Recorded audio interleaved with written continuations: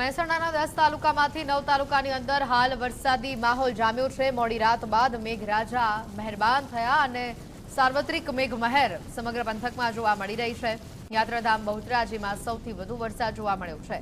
સવારે 1 કલાકમાં 20 મિલીમીટર જેટલો વરસાદ નોંધાયો। વરસાદની શરૂઆતથી વાતાવરણમાં અદ્ભુત ઠંડક પ્રસરી ગઈ છે।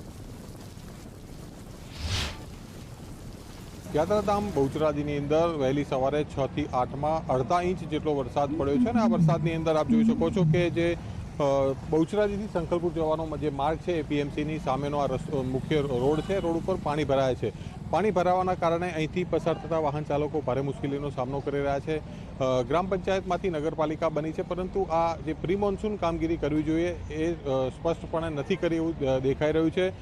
ખાસ અહીંથી વાહન ચાલકો જે છે પસાર થતા હોય છે ત્યારે ખાસ અહીંયા વિદ્યાર્થીઓ અને જે યાત્રિકો છે જે બહુચરાજી યાત્રાધામથી સંખલપુર યાત્રાધામ જતા હોય છે એ લોકોને પણ ભારે મુશ્કેલીનો સામનો ખાસ કરવો પડી રહ્યો છે। આપ જોઈ શકો છો કે જે ગાડી આવી રહી છે તેના ટાયર પણ અંદર પાણીમાં ડૂબતા જે છે જોવા મળી રહ્યા છે। એટલે સ્પષ્ટપણે કહી શકાય કે જે પ્રી મોન્સૂન કામગીરી હાથ ધરવાની હોય છે, પરંતુ એ કામગીરી હાલમાં અહીંયા સ્પષ્ટપણે જણાતી નથી। માત્ર અડધા ઇંચ વરસાદમાં જો આટલું પાણી ભરાઈ જતું હોય તો જો 2 થી 3 ઇંચ કે તેનાથી વધુ વરસાદ પડે તો શું પરિસ્થિતિ થાય છે ચોક્કસથી તેનો તાગ મેળવી શકાય છે। મુકેશ જોશી, ગુજરાત ફર્સ્ટ, મહેસાણા।